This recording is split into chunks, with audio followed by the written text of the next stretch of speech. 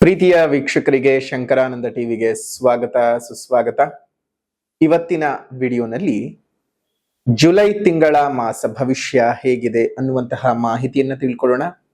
July ತಿಂಗಳಲ್ಲಿ ಬರ್ತಕ್ಕಂತಹ ವಿಶೇಷವಾದ ದಿನಗಳು ಯಾವ್ದು, ನೀವು ಯಾವ ಪೂಜೆ ಪುನಸ್ಕಾರಗಳನ್ನ ಈ ತಿಂಗಳು ಮಾಡಿಕೊಳ್ಳೋದ್ರಿಂದ ನಿಮಗೆ ಜೀವನದಲ್ಲಿ ಬಹಳ ಅಭಿವೃದ್ಧಿ ಉಂಟಾಗುತ್ತೆ ಮತ್ತು ಬದಲಾವಣೆಗಳನ್ನ ನೋಡೋದಕ್ಕೆ ಸಾಧ್ಯವಾಗುತ್ತೆ. ಜುಲೈನ ಸಂಪೂರ್ಣವಾದ ವಿಶೇಷತೆ ಮತ್ತು ಭವಿಷ್ಯವನ್ನ ತಿಳ್ಕೊಳ್ಳೋಣ. ಅದಕ್ಕಿಂತ ಮುಂಚಿತವಾಗಿ ಯಾರಾದರೂ ಶಂಕರಾನಂದ ಟಿವಿ ಯೂಟ್ಯೂಬ್ ವಾಹಿನಿಯನ್ನ ಸಬ್ಸ್ಕ್ರೈಬ್ ಮಾಡ್ಕೊಂಡಿಲ್ಲ ಅಂದ್ರೆ ಸಬ್ಸ್ಕ್ರೈಬ್ ಮಾಡ್ಕೊಳ್ಳಿ. ಪಕ್ಕದಲ್ಲೇ ಇರತಕ್ಕಂತಹ ಬೆಲ್ ಐಕಾನ್ ನ ಒತ್ತಿ. ಅದರಿಂದ ನೆಕ್ಸ್ಟ್ ಅಪ್ಲೋಡ್ ಆಗ್ತಕ್ಕಂತಹ ವಿಡಿಯೋಗಳು ನಿಮಗೆ ನೋಟಿಫಿಕೇಶನ್ ಮುಖಾಂತರ ಬಂದು ತಲುಪತ್ತೆ. ಇನ್ಸ್ಟಾಗ್ರಾಮ್ ಪೇಜ್ ಮತ್ತು ಫೇಸ್ಬುಕ್ ಪೇಜ್ ಅನ್ನ ಫಾಲೋ ಮಾಡೋದನ್ನ ಮರಿಬೇಡಿ. ಕಷ್ಟಪಟ್ಟು ಒಂದ್ ಸೈಟ್ ಅನ್ನ ಕೊಂಡ್ಕೊಂಡಿದ್ದಾಯ್ತು, ಈಗ ಆ ಜಾಗದಲ್ಲಿ ಮನೆ ಕಟ್ಟಿಸ್ಬೇಕು. ಪಾಯ ಯಾರ ಕಡೆಯಿಂದ ಹಾಕಿಸ್ಬೇಕು, ಬೇಕಾದ ಕಲ್ಲುಗಳಾಗಿರ್ಲಿ, ಕಬ್ಬಣ ಆಗಿರ್ಲಿ, ಮರಳು, ಜಲ್ಲಿಕಲ್ಲು, ಅದೇ ರೀತಿಯಾಗಿ ಮನೆಗೆ ಬೇಕಾಗಿರುವಂತಹ ಇಟ್ಟಿಗೆ, ಸಿಮೆಂಟು ಎಲ್ಲಿಂದನಪ್ಪ ತರಿಸ್ಬೇಕು, ಯಾರ ಕಡೆಯಿಂದ ಕೊಂಡ್ಕೊಳ್ಬೇಕು ಅಂತ ಯೋಚನೆ ಮಾಡ್ತಾ ಇದ್ದೀರಾ? ಇದರೆಲ್ಲದರ ಜೊತೆಗೆ ವಾಸ್ತು ಅನ್ನುವಂಥದ್ದು ಮನೆಗೆ ಬಹಳ ಮುಖ್ಯ. ಯಾರ ಕಡೆಯಿಂದ ನಾವು ವಾಸ್ತುವನ್ನು ತೋರಿಸ್ಬೇಕು ಅಂತಾನು ಯೋಚನೆ ಮಾಡ್ತಾ ಇದ್ದೀರಲ್ವಾ? ನೀವು ಯೋಚನೆ ಮಾಡೋದೇ ಬೇಡ. ಪಾಯ ಹಾಕೋದ್ರಿಂದ ಹಿಡಿದು ಮನೆಗೆ ಯಾವ ರೀತಿಯಾಗಿ ವಾಸ್ತು ಇರಬೇಕು ಅಂತ, ಜೊತೆಗೆ ಆ ಮನೆಗೆ ತಕ್ಕ ಹಾಗೆ ಯಾವ ಬಣ್ಣವನ್ನ ಹಾಕಬೇಕು, ನೆಲಕ್ಕೆ ಯಾವ ಕಲ್ಲು ಹಾಕಬೇಕು, ಗೋಡೆಗೆ ಯಾವ ಬಣ್ಣ ಬಳಿಬೇಕು, ಯಾವ ಕಬ್ಬಣ ಉಪಯೋಗಿಸಬೇಕು ಅಂತೆಲ್ಲ ವಿಶೇಷವಾದ ಮಾಹಿತಿಗಳನ್ನ ಪಾಯದಿಂದ ಹಿಡಿದು ಗೃಹ ಪ್ರವೇಶದವರೆಗೂ ನಿಮಗೆ ಬೇಕಾದಂತಹ ಎಲ್ಲಾ ಸವಲತ್ತುಗಳನ್ನ ಒಂದೇ ಸೂರಿನಡಿ ಕೊಡ್ತಾ ಇದ್ದಾರೆ. ಅತ್ಯಂತ ಕಡಿಮೆ ದರದಲ್ಲಿ ಉನ್ನತ ಗುಣಮಟ್ಟ ಇರತಕ್ಕಂತಹ ವಸ್ತುಗಳನ್ನ ಉಪಯೋಗಿಸಿ ನಿಮಗೆ ಅಂತಾನೆ ಮನೆಯನ್ನ ಕನ್ಸ್ಟ್ರಕ್ಷನ್ ಮಾಡಿಕೊಡ್ತಾ ಇದ್ದಾರೆ. ನಮ್ಮ ರಾಜಾಜಿನಗರದಲ್ಲಿರುವಂತಹ KMI ಕನ್ಸ್ಟ್ರಕ್ಷನ್ಸ್ ನವರು ನಿಮಗೆ ಏನಾದ್ರೂ ಮನೆ ಕಟ್ತಾ ಇದ್ದೀನಿ, ಎಲ್ಲಾ ರೀತಿಯಾದ ಗೊಂದಲಗಳಿದೆ ಅಂದ್ರೆ ಫಸ್ಟ್ ಇಲ್ಲಿರುವಂತಹ ಫೋನ್ ನಂಬರ್ಗೆ ಫೋನ್ ಮಾಡಿ ಎಲ್ಲಾ ಮಾಹಿತಿಗಳನ್ನ ನೀವು ಕುಲಂಕುಷವಾಗಿ ತಿಳ್ಕೊಂಡು ನಿಮಗೆ ಬೇಕಾದಂತಹ ಮನೆಯನ್ನ ನಿಮ್ಮ ಕೈಗೆಟಕುವ ದರದಲ್ಲಿ ಇವರೇ ಕಟ್ಟಿಕೊಡ್ತಾರೆ. ಎಲ್ಲಾ ವಿಚಾರಗಳನ್ನ ತಿಳ್ಕೊಂಡು ಮುಂದುವರಿರಿ. ಶುಭವಾಗ್ಲಿ. ಕನ್ಸ್ಟ್ರಕ್ಷನ್ಗೆ ಸಂಬಂಧಪಟ್ಟಂತಹ ಸಂಪೂರ್ಣ ಮಾಹಿತಿ ಬೇಕಾದ್ರೆ ಇಲ್ಲಿರುವಂತಹ ಫೋನ್ ನಂಬರ್ಗೆ ಫೋನ್ ಮಾಡಿ. ಶುಭವಾಗ್ಲಿ. ನೋಡಿ, ಈ ಜುಲೈನ ತಿಂಗಳು ಅಂತ ಹೇಳ್ತಾ ಇದ್ದ ಹಾಗೆಯೇ ನಿಮಗೆ ತುಂಬಾ ಅತ್ಯಂತ ಸಮೀಪವಾಗತಕ್ಕಂತಹ ತಿಂಗಳು. ಕಾರಣ ಏನಪ್ಪಾ ಅಂತ ಹೇಳಿದ್ರೆ, ಈ ತಿಂಗಳಲ್ಲಿ ಬಹಳ ಪ್ರಮುಖವಾಗಿ ತುಂಬಾ ವಿಶೇಷವಾದಂತಹ ದಿನಗಳನ್ನ ನಾವು ನೋಡೋದಕ್ಕೆ ಸಾಧ್ಯವಾಗ್ತಾ ಇದೆ. ಏನಪ್ಪಾ ತುಂಬಾ ಪ್ರಮುಖವಾಗಿರ್ತಕ್ಕಂತಹ ದಿನಗಳನ್ನ ನಮ್ಗೆ ನೋಡೋದಕ್ಕೆ ಸಾಧ್ಯವಾಗ್ತಾ ಇದೆ ಅಂತ ಹೇಳಿದ್ರೆ, ನೋಡಿ, ಜುಲೈ 3ನೇ ತಾರೀಕು 7ನೇ ತಿಂಗಳು 2026ಕ್ಕೆ ಮೊದಲನೇದಾಗಿ ಸಂಕಷ್ಟಹರ ಚತುರ್ಥಿ.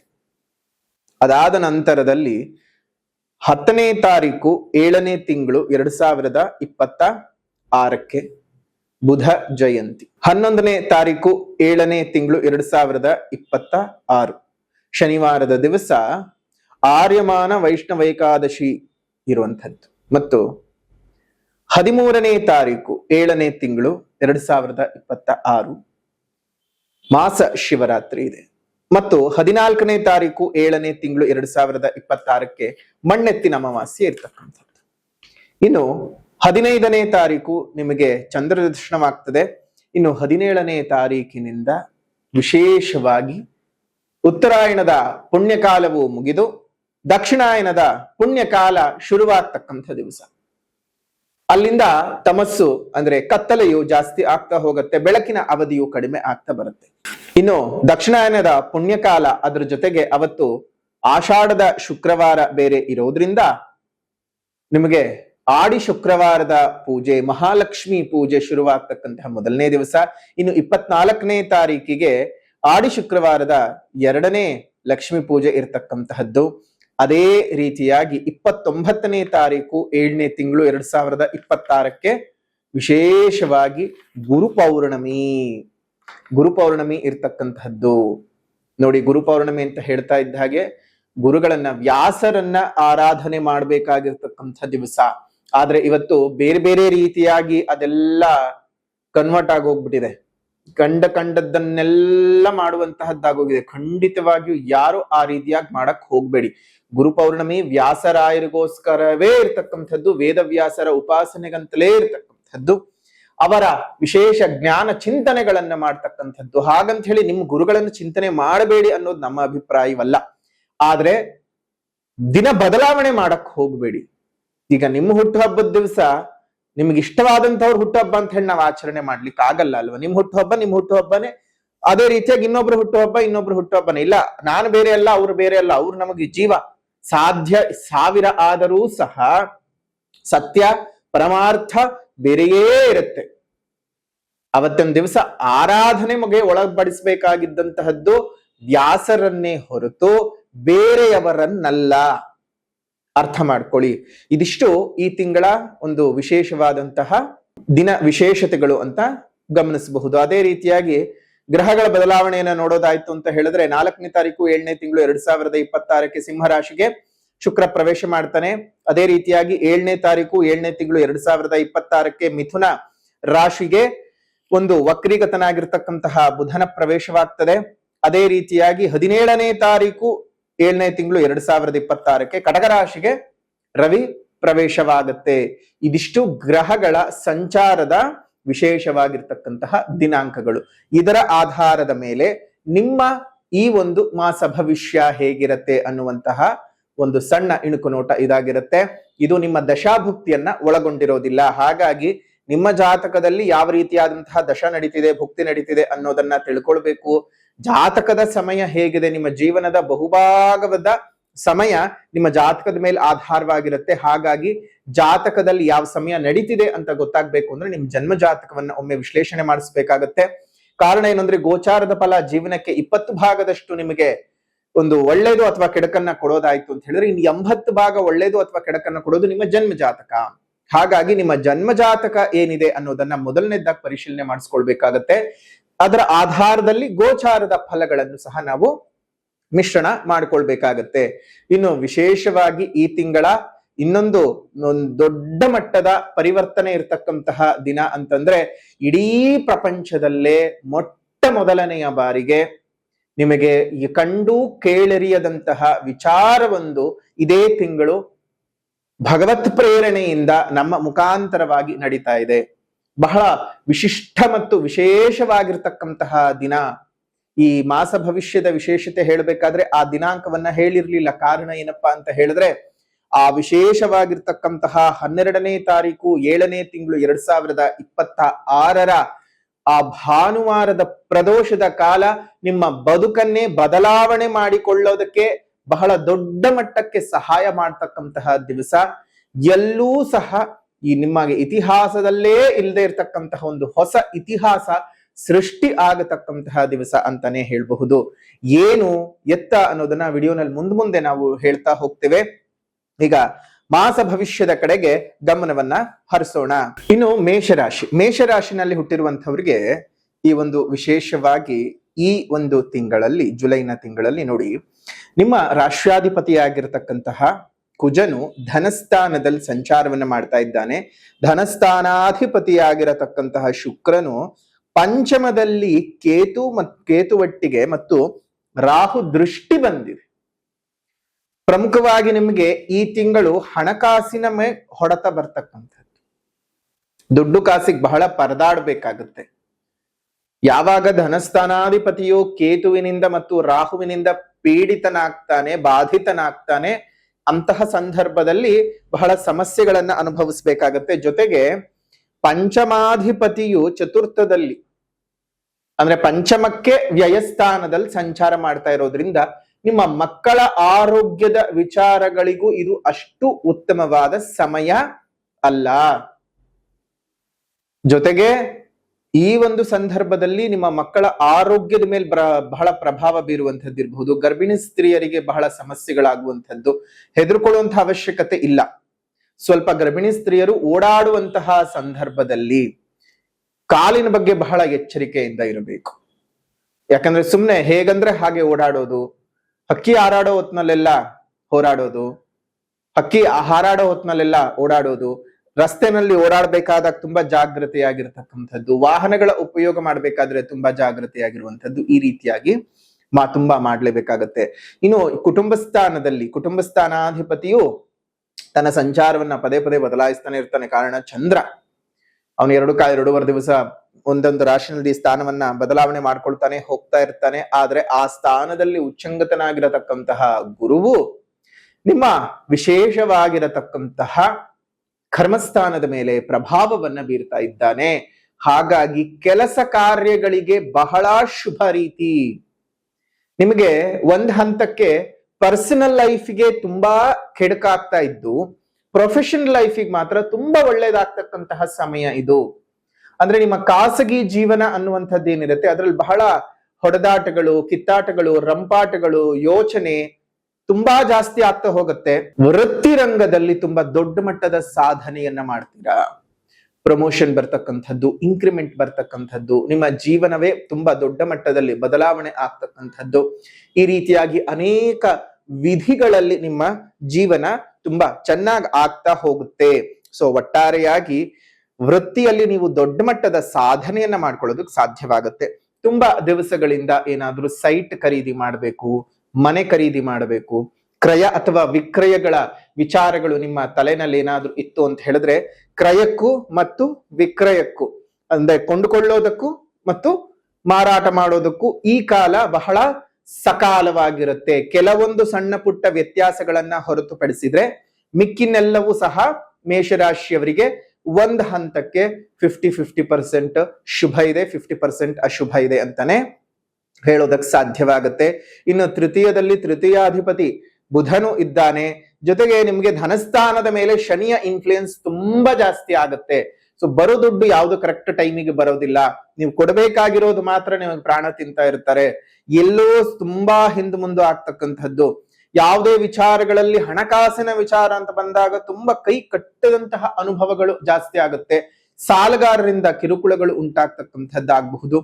ಹೀಗೆ 10 ಹಲವು ಸಮಸ್ಯೆಗಳನ್ನ ಮೇಷರಾಶಿಯವರು ಹಣಕಾಸಿನ ವಿಚಾರದಲ್ಲೂ, ಮಕ್ಕಳ ವಿಚಾರದಲ್ಲೂ, ನಿಮ್ಮ ಮನೆಯ ವಿಚಾರದಲ್ಲೂ ಅನುಭವಿಸಬೇಕಾಗತ್ತೆ. ಸುಖಸ್ಥಾನದಲ್ಲಿ ಗುರು ಉಚ್ಚಂಗತನಾಗಿದ್ದರೂ ಸಹ ಗುರು ತಾನಿರುವಂತಹ ರಾಶಿಗೆ ಒಳ್ಳೆಯದನ್ನ ಮಾಡ್ಲಾರ. ಹಾಗಾಗಿ ಅದ್ರ ಬಗ್ಗೆ ತುಂಬಾ ಕಾಳಜಿಯನ್ನು ಮಾಡ್ಕೋಬೇಕಾಗತ್ತೆ. ನಿಮ್ಮ ತಾಯಿಯ ಅನಾರೋಗ್ಯ ನಿಮ್ಗೆ ಬಹಳ ಬೇಸರವನ್ನ ತಂದುಕೊಡುವಂತದ್ದಾಗಬಹುದು. ಜೊತೆಗೆ ಅಲ್ಲೇ ರವಿಯ ಆಗಮನ ಬೇರೆ ಆಗುವಂತದ್ದು ನಿಮ್ಮ ತಂದೆಗೆ ಒಂದ್ ಸ್ವಲ್ಪ ಜಾಸ್ತಿ ಯೋಚನೆ ಮಾಡಿ. ಕೆಲವೊಬ್ರು ತಂದೆ ತಾಯಿಗಳು ಹೇಳ್ಕೊಳ್ಳೋದಿಲ್ಲ, ಅವ್ರಿಗೆ ಅನಾರೋಗ್ಯವಾಗ್ತಾ ಇದೆ ಅಥವಾ ಬೇರೆ ಇನ್ನೊಂದೇನೋ ಸಮಸ್ಯೆಗಳು ಉಂಟಾಗ್ತಾ ಇದೆ ಅನ್ನೋದನ್ನ ಹೇಳ್ಕೊಳ್ಳಲ್ಲ. ಇನ್ನು ಮೇನ್ ಆಗಿ ಮೇಷರಾಶಿಯವರಿಗೆ ಇರ್ತಕ್ಕಂಥದ್ದು ಏನಪ್ಪಾ ಅಂತ ಹೇಳಿದ್ರೆ 7.5. ಈ 7.5 ಅನ್ನುವಂತಹದ್ದು ಒಂದು ಹಂತಕ್ಕೆ ಜೀವನವನ್ನ ಸಂಪೂರ್ಣವಾಗಿ ಬದಲಾವಣೆಯನ್ನ ಮಾಡುತ್ತೆ. ಯಾವ ರೀತಿಯಾಗಿ ಬದಲಾವಣೆ ಮಾಡುತ್ತೆ ಅಂತ ಹೇಳಿದ್ರೆ, ಒಂದು ಮಾಡಿದ್ರೆ ಪೂರ್ಥ ಪಾಸಿಟಿವ್ ಆಗಿ ಬದಲಾವಣೆ ಮಾಡ್ಬಿಡತ್ತೆ, ಇಲ್ಲ ಪೂರ್ಥ ನೆಗೆಟಿವ್ ಆಗಿ ಬದಲಾವಣೆ ಮಾಡ್ಬಿಡತ್ತೆ. ಎಷ್ಟೋ ಜನರು ಈ ಶನಿಕಾಟದಿಂದ ಬಹಳ ಬೇಸರವಾಗಿರ್ತಾರೆ. ನಾವು ತುಂಬಾ ಬಾರಿ ಹೇಳ್ತಾನೆ ಇರ್ತೇವೆ. ನಿಮ್ಗೆ 7.5 ಎಷ್ಟನೇ ಬಾರಿ ಬಂದಿದೆ ಅನ್ನೋದನ್ನ ನೋಡ್ಕೊಳ್ಳಿ. ಯಾವ ವಿಚಾರಗಳಿಗೆ ಒಳ್ಳೇದು, ಯಾವ ವಿಚಾರಗಳಿಗೆ ಕೆಡುಕು ಅನ್ನೋದನ್ನ ಆಲೋಚನೆ ಮಾಡಿ. ಈಗ ನಿಮಗೆ ವ್ಯಯಸ್ಥಾನದಲ್ಲಿ 12ನೇ ಮನೆಯಲ್ಲಿ ಶನಿ ಇರ್ತಕ್ಕಂಥದ್ದು. ಜೊತೆಗೆ ನಿಮ್ ಜೀವನಕ್ಕೆ ಇದೇನಾದ್ರೂ 2ನೇ ಬಾರಿ ಶನಿ ಪೀಡನೆ ಕಾಲ ಬಂದಿತ್ತು ಅಂದ್ರೆ ಇದನ್ನು ಹೊಂಬು ಶನಿ ಅಂತ ಕರಿತೀವಿ. ಆ ಹೊಂಬು ಶನಿಯ ಪ್ರಭಾವ ಬಹಳ ಕಡಿಮೆ ಇರುತ್ತೆ. ಇನ್ನ 1ನೇ ಬಾರಿ ಅಥವಾ 3ನೇ ಬಾರಿ ಬಂದಿದ್ದಾಗ ಬಹಳ ಕೆಡುಕನ್ನ ಉತ್ಪತ್ತಿ ಮಾಡ್ತಕ್ಕಂಥದ್ದು. ಎಷ್ಟೋ ಜನಕ್ಕೆ ಅವರ ಕರ್ಮಾನುಸಾರೇಣ 2ನೇ ಬಾರಿ ಬಂದಾಗ್ಲೂ ಬಹಳ ಕೆಡುಕುಗಳನ್ನ ಮಾಡ್ಬಿಡತ್ತೆ. ಹಾಗಾಗಿ ಒಂದ್ ಹಂತಕ್ಕೆ ಯಾವುದೇ ರೀತಿಯಾಗಿರತಕ್ಕಂತಹ ಶನಿ ಪೀಡನೆಗೆ ಎಲ್ಲರೂ ಮಾಡ್ಕೊಳ್ತಕ್ಕಂತಹ ತಪ್ಪೇನಪ್ಪಾ ಅಂತ ಹೇಳಿದ್ರೆ, ನೇರವಾಗಿ ಶನಿಗೆ ಹೋಗಿ ಪೂಜೆ ಮಾಡ್ತಕ್ಕಂಥದ್ದು. ನೇರವಾಗಿ ಶನಿಗೆ ನೀವು ಹೋಗಿ ಪೂಜೆ ಮಾಡೋದ್ರಿಂದ ನೇರ ಶನಿ ದೃಷ್ಟಿ ಪುನಃ ಪುನಃ ನಿಮ್ಮ ಮೇಲೆ ಬೀಳುವಂತಹ ಸಾಧ್ಯತೆಗಳಿರ್ತವೆ. 80% ಕೆಡುಕುಗಳಾಗಬಹುದು. ಇನ್ ಕೇವಲ 20 ಜನರಿಗೆ ಒಳ್ಳೇದಾಗಬಹುದು. ಎಷ್ಟೋ ಜನ ಹೇಳ್ತಾರೆ, ಗುರುಗಳೇ ಪ್ರತಿ ಶನಿವಾರ ನಾನು ಶನಿದೇವ್ರ ಪೂಜೆ ಮಾಡ್ತಾನೆ ಇರ್ತೀನಿ, ಆದ್ರೂ ನನಗೇನು ಸಮಸ್ಯೆ ಉಂಟಾಗ್ತಾ ಇಲ್ಲ ಅಂತ. ಯಾರಿಗೆ ಜಾತಕದಲ್ಲಿ ಶನಿಯಿಂದ ಒಳ್ಳೇದಿದೆಯೋ ಅವರಿಗೆ ಮಾತ್ರ ಶನಿ ನೇರ ಉಪಾಸನೆಯಿಂದ ಒಳ್ಳೇದಾಗ್ತಕ್ಕಂಥದ್ದು. ಇನ್ನು ಮಿಕ್ಕದವ್ರಿಗೆ ಖಂಡಿತ ಅದು ಒಳ್ಳೇದಾಗೋದಕ್ಕೆ ಸಾಧ್ಯವಿಲ್ಲ. ಹಾಗಾಗಿಯೇ ಶನಿಯನ್ನ ನೀವು ನೇರವಾಗಿ ಎಲ್ಲೂ ನೋಡಬಾರ್ದು. ನೋಡಿ, ಶನಿ ದೃಷ್ಟಿ ಕೆಟ್ಟದ್ದು, ಶನಿ ದೃಷ್ಟಿ ಕೆಟ್ಟದ್ದು, ಅಯ್ಯೋ ಶನಿ ಕಣ್ ಬಿತ್ತು ಅಂತಾನೆ ಹೇಳ್ತಾ ಇರ್ತೀವಿ. ಆದ್ರೆ ಶನಿ ಕಣ್ಣಿಗೆ ನೇರವಾಗಿ ಹೋಗಿ ನಿಂತ್ಕೊಳ್ತಕ್ಕಂಥದ್ದು ಇದೆಯಲ್ಲ, ಅದು ಎಷ್ಟರ ಮಟ್ಟಕ್ಕೆ ಸರಿಯಾಗಿರ್ತಕ್ಕಂಥದ್ದು ಅನ್ನೋದನ್ನ ನೀವುಗಳೇ ಯೋಚನೆ ಮಾಡ್ಬೇಕು. ಹಾಗಾಗಿಯೇ ಇಡೀ ಪ್ರಪಂಚದಲ್ಲೇ ಎಲ್ಲೂ ಇಲ್ಲದಂತಹ ಮತ್ತು ಶನಿಗೆ ಯಾರಾದರೂ ಭಯಪಡಿಸಿದ್ದಾರೆ ಅಂತಂದ್ರೆ ಅದು ಹನುಮದೇವರು ಮಾತ್ರ.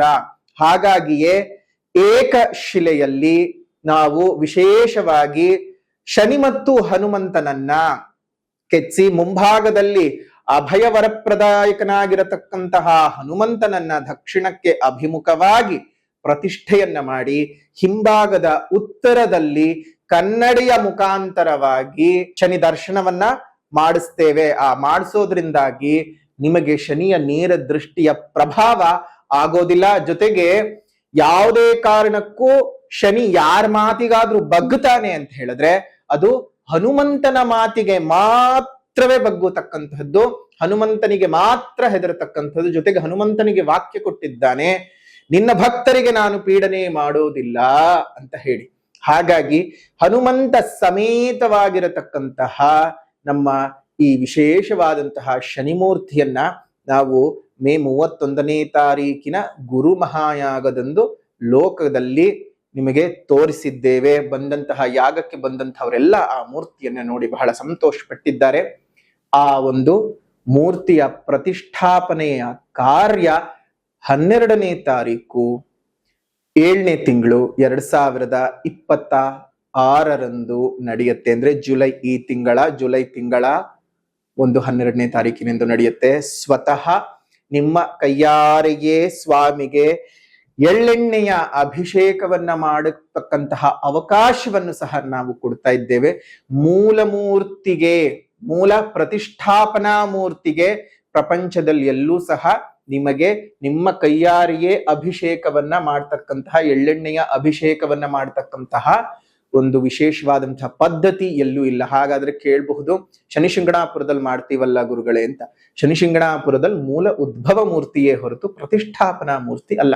ನಿಮ್ಗೆಲ್ಲೇ ಪ್ರತಿಷ್ಠಾಪನೆ ಮಾಡಿದ್ರು ಸಹ ಒಂದು ಮೂಲದಿಂದ ಹೊರಗಡೆಯೇ ನಿಮ್ಮನ್ನ ಇಟ್ಟಿರ್ತಾರೆಯೇ ಹೊರತು ಮೂರ್ತಿಯನ್ನ ಮುಟ್ಟೋಕ್ ಅವಕಾಶ ಕೊಡೋದಿಲ್ಲ. ಆದರೆ ನಮ್ಮ ಒಂದು ಮಠದಲ್ಲಿ ಸ್ಥಾಪನೆ ಆಗ್ತಾ ಇರತಕ್ಕಂತಹ ಈ ಒಂದು ವಿಶೇಷವಾದ ಮೂರ್ತಿಯನ್ನ ಸ್ವತಃ ನಿಮ್ಮ ಕೈಯಾರೆ ಸ್ಪರ್ಶಿಸಿ ಸ್ಪರ್ಶ ದರ್ಶನವನ್ನ ತೆಗೆದುಕೊಂಡು ಅದಾದ ನಂತರ ನೀವೇ ನಿಮ್ಮ ಕೈಯಾರೆ ಎಳ್ಳೆಣ್ಣೆಯ ಅಭಿಷೇಕವನ್ನ ಮಾಡೋದಕ್ಕೆ ಅವಕಾಶವನ್ನ ಕೊಡಲಾಗತ್ತೆ. ಹಾಗಾಗಿ ಬರುವಂತಹ ಭಕ್ತಾದಿಗಳು ಈ ಒಂದು ವಿಶೇಷವಾದಂತಹ ಸದಾವಕಾಶವನ್ನು ಮಾಡ್ಕೋಬಹುದು. ಅವತ್ತು ಒಂದಿನ ಮಾತ್ರ ಸ್ಪರ್ಶ ದರ್ಶನ ಅಲ್ಲ, ಸದಾಕಾಲ ಆ ಆಲಯ ಎಲ್ಲಿಯವರೆಗೂ ಸೂರ್ಯ ಚಂದ್ರ ಇರುವವರೆಗೂ ಎಲ್ಲಿಯವರೆಗೂ ಇರ್ತದೋ ಅಲ್ಲಿಯವರೆಗೂ ಸಹ ನಾವು ಇರಲಿ ಇಲ್ಲದೆ ಇರಲಿ ಬರುವಂತಹ ಪ್ರತಿ ಭಕ್ತರಿಗೂ ಸಹ ಸ್ಪರ್ಶ ದರ್ಶನ ನಿಮ್ಮ ಕೈಯಾರೆ ಸ್ವತಃ ಅವಧಿಯ ಒಂದು ಸಮಯ ನೋಡಿಕೊಂಡು ಎಳ್ಳೆಣ್ಣೆಯ ಅಭಿಷೇಕವನ್ನ ನೀವು ಮಾಡುವಂತಹ ಅವಕಾಶವನ್ನ ಕೊಡ್ತೇವೆ. ಹಾಗಾಗಿ ಈ ದೇವಸ್ಥಾನದ ನಿರ್ಮಾಣ ಕಾರ್ಯ ಸಹ ನಡೀತಾ ಇದೆ. ಅದಕ್ಕೆ ಭಕ್ತರು, ನಮ್ಮ ಶಂಕರಾನಂದ ಟಿವಿಯ ಅನುಯಾಯಿಗಳು, ಸಬ್ಸ್ಕ್ರೈಬರ್ಸ್ ಯಾರ್ಯಾರಿದ್ದೀರಿ, ನಿಮ್ಮ ತನು ಮನ ಧನವನ್ನ ವಿಶೇಷವಾಗಿ ಅರ್ಪಣೆ ಮಾಡಿ. ಯಾರಾದ್ರೂ ಹಣಕಾಸಿನ ಸಹಾಯ ಮಾಡಬೇಕು ಅಂತ ಅಂದ್ಕೊಂಡಿರ್ತಕ್ಕಂಥವ್ರು ಇಲ್ಲೇ ಇರ್ತಕ್ಕಂತಹ ಒಂದು ಫೋನ್ ನಂಬರ್ಗೆ ನಿಮ್ಮ ಕೈಲಾದಷ್ಟು ಹಣದ ಸಹಾಯವನ್ನ ಮಾಡಿ ದೇವಸ್ಥಾನಕ್ಕೆ ಸಹಾಯ ಅಂತ ಹೇಳಿ ಒಂದು ಮೆಸೇಜ್ ಅನ್ನ ವಾಟ್ಸಪ್ ನಲ್ಲಿ ಹಾಕಿ. ಶುಭವಾಗ್ಲಿ. ಈ ಸದುಪಯೋಗವನ್ನ ತಾವೆಲ್ಲರೂ ಸಹ ಪಡ್ಕೋಬೇಕು. ನಿಮ್ಮೆಲ್ಲರಿಗೂ ಸಹ ಒಳ್ಳೇದ್ ಆಗ್ಲಿ ಅಂತ ಹೇಳ್ತಾ, ವಿಶೇಷವಾಗಿರತಕ್ಕಂತಹ ಹರತಲೆಯಲ್ಲಿ, ಮೈಸೂರು ಜಿಲ್ಲೆ ನಂಜನಗೂಡು ತಾಲೂಕು ಹರತಲೆ ಗ್ರಾಮದಲ್ಲಿ ವಿಶೇಷವಾಗಿ ದಕ್ಷಿಣ ಮುಖ ಹನುಮ ಸಮೇತ ಶನಿದೇವರ ಪ್ರತಿಷ್ಠಾಪನೆಯು ಜುಲೈ 12ನೇ ತಾರೀಕಿನಂದು ನಡೀತಾ ಇದೆ. ತಾವೆಲ್ಲರೂ ಸಹ ಬರಬಹುದು. ಅವತ್ತು ಶನಿ ಮಹಾಯಾಗವನ್ನು ಸಹ ಮಾಡ್ತಾ ಇದ್ದೇವೆ. ಶನಿ ಮಹಾಯಾಗದ ಮುಖಾಂತರವಾಗಿ ಪವಮಾನ ಹೋಮವನ್ನ ಮಾಡಿಸಿ ಹನುಮತ್ ಸಮೇತ ಶನಿದೇವರಿಗೆ ಉಪಾಸನೆಯನ್ನ ಮಾಡಿಸಿ, ಯಾರ್ಯಾರಿಗೆ ಶನಿ ಪೀಡನೆಯ ರಾಶಿಗಳಿದ್ದಾವಲ್ಲ ಆ ರಾಶಿಗಳವರು ವಿಶೇಷವಾಗಿ ಶನಿ ಮಹಾಯಾಗದಲ್ಲಿ ಪಾಲ್ಗೊಳ್ಳಿ. ಆ ಶನಿ ಮಹಾಯಾಗದಲ್ಲಿ ಪಾಲ್ಗೊಂಡು ಕೊಡತಕ್ಕಂತಹ ರಕ್ಷೆಯನ್ನ, ಕಪ್ಪನ್ನ ನೀವು ಪ್ರತಿನಿತ್ಯ ಹಣೆಗೆ ಹಚ್ಕೊಳ್ತಾ ಇರಬೇಕು. ಅದರಿಂದ ಬಹಳ ಅನುಕೂಲಗಳು ನಿಮ್ಗೆ ಉಂಟಾಗತ್ತೆ ಅಂತ ಹೇಳ್ತಾ, ಈ ಶನಿ ಮಹಾಯಾಗಕ್ಕೆ ಬಂದು ಪಾಲ್ಗೊಳ್ಬೇಕಂದ್ರೂ ಸಹ ಇಲ್ಲೇ ಇರ್ತಕ್ಕಂತಹ ಫೋನ್ ನಂಬರ್ಗೆ ಫೋನ್ ಮಾಡಿ. ಶುಭವಾಗ್ಲಿ, ಮಂಗಳವಾಗ್ಲಿ. ಇನ್ನು ಶನಿ ಮಹಾಯಾಗಕ್ಕೆ ಇರ್ತಕ್ಕಂತಹ ಶುಲ್ಕ 800 ರೂಪಾಯಿಗಳು. ಆ 800 ರೂಪಾಯಿಗಳಲ್ಲಿ ನಿಮಗೆ ಪೂಜೆ, ಸಂಕಲ್ಪಗಳು, ವಿಶೇಷವಾಗಿ ಮೃತ್ಯುಂಜಯ ಸಮೇತ ಪವಮಾನ ಹೋಮಗಳನ್ನೆಲ್ಲ ಮಾಡಿ ಆ ಒಂದು ನಿಮಗೆ ಶನಿಯ ವಿಶೇಷವಾಗಿರ್ತಕ್ಕಂಥದ್ದು ಹೋಮದ ರಕ್ಷೆಯ ಪ್ರಸಾದವನ್ನು ಕೊಡ್ತೀವಿ ಮತ್ತು ಕವಚವನ್ನ ಕೊಡ್ತೀವಿ. ಆ ವಿಶೇಷವಾದಂತಹ ರಕ್ಷೆ ಮತ್ತು ಕವಚವನ್ನ ನೀವು ರಕ್ಷೆಯನ್ನು ಹಣೆಗೆ ಹಚ್ಕೊಳ್ಬೇಕು. ಕವಚವನ್ನ ಕತ್ನಲ್ಲಾಗ್ಲಿ ಅಥವಾ ತೋಳ್ನಲ್ಲಾಗ್ಲಿ ಧರಿಸಬೇಕು. ಅದರಿಂದ ನಿಮ್ಗೆ ಶನಿಯ ವಿಶೇಷವಾದಂತಹ ಶ್ರೀರಕ್ಷೆಯು ಸಿಕ್ಕತ್ತೆ ಅಂತ ಹೇಳ್ತಾ, ಮೇಷ ರಾಶಿಯವರ ಇನ್ನೊಂದಷ್ಟು ವಿಚಾರಗಳನ್ನ ನೋಡೋದಾಯ್ತು ಅಂತ ಹೇಳಿದ್ರೆ, ಮೇಲಧಿಕಾರಿಗಳು ನಿಮಗೆ ಬಹಳ ಕಿರುಕುಳಗಳನ್ನ ಕೊಡತಕ್ಕಂತಹ ಸಾಧ್ಯತೆಗಳಿದ್ದಾವೆ. ಆದ್ರೂ ಸಹ ನಿಮ್ಗೆ ಪ್ರಮೋಷನ್ ಸಿಗ್ತಕ್ಕಂಥದ್ದು, ನಿಮಗ್ ಬೇಕಾದ ಕಡೆ ವರ್ಗಾವಣೆ ಆಗ್ತಕ್ಕಂಥದ್ದು, ಈ ರೀತಿಯಾಗೆಲ್ಲ ಶುಭ ಫಲಗಳು ನಿಮಗೆ ಸಿಗತ್ವೆ. ವರ್ತಕರಿಗೆ ವ್ಯಾಪಾರದಲ್ಲಿ ಒಂದಷ್ಟರ ಮಟ್ಟಕ್ಕೆ ಏರುಪೇರುಗಳು ಇದ್ದರೂ ಸಹ ಮಾಸಾಂತ್ಯದ ಹೊತ್ತಿಗೆ ಒಂದ್ ಸ್ವಲ್ಪ ಮಟ್ಟಕ್ಕೆ ಲಾಭವನ್ನ ನಿರೀಕ್ಷೆ ಮಾಡಬಹುದು. ಇನ್ನು ಅದೇ ರೀತಿಯಾಗಿ ವಿದ್ಯಾರ್ಥಿಗಳಿಗೆ ತಮ್ಮ ವಿದ್ಯಾಭ್ಯಾಸದ ಬಗ್ಗೆ ಬಹಳ ಗಮನವನ್ನ ಕೊಡಬೇಕಾಗಿರ್ತಕ್ಕಂತಹ ತಿಂಗಳು ಸಹ ಹೌದು. ಯಾಕೆ ಅಂತ ಹೇಳಿದ್ರೆ, ಈ ಒಂದು ತಿಂಗಳಲ್ಲಿ ನಿಮ್ಮ ವಿದ್ಯಾಧಿಪತಿಯಾಗಿರತಕ್ಕಂತಹ ಶುಕ್ರನು ಕೇತು ಮತ್ತು ರಾಹುಯುಕ್ತನಾಗಿರೋದ್ರಿಂದ ವಿದ್ಯಾಭ್ಯಾಸದಲ್ಲೂ ಅಂತಹ ಏಳಿಗೆಯನ್ನ ನೋಡೋದಕ್ಕೆ ಸಾಧ್ಯವಾಗಲ್ಲ. ಸ್ವಲ್ಪ ಜಾಗೃತೆಯಾಗಿರ್ತಕ್ಕಂತಹದ್ದು ತುಂಬಾನೇ ಒಳ್ಳೆಯದು. ಈ ಒಂದು ಜ್ಯೇಷ್ಠ ಮತ್ತು ನಿಜ ಜ್ಯೇಷ್ಠ ಮತ್ತು ಆಷಾಢ ಮಾಸದ ಸಮೀಕರಣವಾಗಿರ್ತಕ್ಕಂತಹ ಈ ಮಾಸದಲ್ಲಿ ಮೇಷರಾಶಿಯವರಿಗೆ ಈ ರೀತಿಯಾದಂತಹ ಫಲಗಳಿದ್ದಾವೆ. ಹಾಗಾದ್ರೆ ನೀವು ಮಾಡ್ಕೊಳ್ಬೇಕಾಗಿರುವಂತಹ ಪರಿಹಾರನಾದ್ರೂ ಏನಪ್ಪಾ ಅಂತ ಹೇಳಿದ್ರೆ, ಮೊದಲನೆಯದಾಗಿ ಸಾಮಾಜಿಕ ಪರಿಹಾರ. ಸಾಮಾಜಿಕ ಪರಿಹಾರ ಅಂತ ಹೇಳಿದ್ರೆ, ಪ್ರಕೃತಿಯನ್ನು ಉಳಿಸಿ, ಪ್ರಕೃತಿಯನ್ನು ಬೆಳೆಸಿ, ಇನ್ನಿತರ ಜೀವ ಜಂತುಗಳಿಗೆ ಒಂದಿಷ್ಟು ಆಸರೆಯಾಗಿರಿ. ಮುಂದಿನ ಪೀಳಿಗೆಯ ಉಸಿರು ಚೆನ್ನಾಗಿರ್ಬೇಕಂದ್ರೆ ಹಿಂದೆ ಹಸಿರನ್ನ ಉಳಿಸ್ಕೊಳ್ಬೇಕು. ಹಸಿರನ್ನ ಉಳಿಸ್ಕೊಳ್ಳೋದ್ರ ಬಗ್ಗೆ ಜಾಗೃತರಾಗಿ. ಅಷ್ಟು ಮಾತ್ರ ಅಲ್ಲ, ಸಾಧ್ಯವಾದ ಕಡೆ ಎಲ್ಲ ಗಿಡಗಳನ್ನ ನೆಟ್ಟು ಪೋಷಣೆಯನ್ನ ಮಾಡಿ. ಇನ್ನು ಆಧ್ಯಾತ್ಮಿಕ ಪರಿಹಾರ ಅಂತ ಬಂದ ಸಂದರ್ಭಕ್ಕೆ ನೀವು ಕಾರ್ತಿಕೇಯನ ಪೂಜೆ ಮಾಡ್ತಕ್ಕಂಥದ್ದು, ಸ್ಕಂದ ಷಷ್ಠಿ ಕವಚವನ್ನ ಓದತಕ್ಕಂಥದ್ದು ಬಹಳ ಅತ್ಯುತ್ತಮವಾಗಿರ್ತಕ್ಕಂತಹ ಪರಿಹಾರವಾಗಿರುತ್ತೆ. ಯಾವುದೇ ರೀತಿಯಾದಂತಹ ದೋಷಗಳಿದ್ರೂ ಸಹ ನಿವಾರಣೆ ಆಗತ್ತೆ. ಈ ಒಂದು ಶನಿ ಶಾಂತಿಯು ಜುಲೈ 12ನೇ ತಾರೀಕು ವಿಶೇಷವಾಗಿ ನಡೀತಾ ಇರತಕ್ಕಂಥದ್ದು. ಶನಿ ಮಹಾಯಾಗಕ್ಕೆ ಬಂದು ಪಾಲ್ಗೊಳ್ಳೋದನ್ನ ಮರಿಬೇಡಿ. ಪಾಲ್ಗೊಳ್ಬೇಕು ಅಂತ ಹೇಳಿದ್ರೆ ಇಲ್ಲೇ ಇರತಕ್ಕಂತಹ ಫೋನ್ ನಂಬರ್ಗೆ ಫೋನ್ ಮಾಡಿ ಸಂಪೂರ್ಣವಾದ ಮಾಹಿತಿಯನ್ನ ತಿಳ್ಕೊಂಡು ಬನ್ನಿ. ಶುಭವಾಗ್ಲಿ, ಮಂಗಳವಾಗ್ಲಿ. ಇದಾಗಿತ್ತು ಮೇಷ ರಾಶಿಯವರ ಜುಲೈ ತಿಂಗಳ ಮಾಸ ಭವಿಷ್ಯ ಹೇಗಿದೆ ಅಂತ. ವಿಡಿಯೋ ಇಷ್ಟ ಆಗಿದ್ರೆ ಲೈಕ್ ಮಾಡಿ, ಶೇರ್ ಮಾಡಿ, ಕಮೆಂಟ್ ಮಾಡಿ. ಮತ್ತೊಂದು ವಿಡಿಯೋನಲ್ಲಿ ಭೇಟಿ ಮಾಡೋಣ. ಅಲ್ಲಿವರೆಗೂ ನಮಸ್ಕಾರ. ಲೋಕಾ ಸಮಸ್ತ ಸುಖಿನೋ ಭವಂತು, ಸಕಲ ಸನ್ಮಂಗಳಾನಿ ಭವಂತು, ಸರ್ವೇ ಜನಾಃ ಸುಖಿನೋ ಭವಂತು, ಸಮಸ್ತ ಸನ್ಮಂಗಳಾನಿ ಭವಂತು.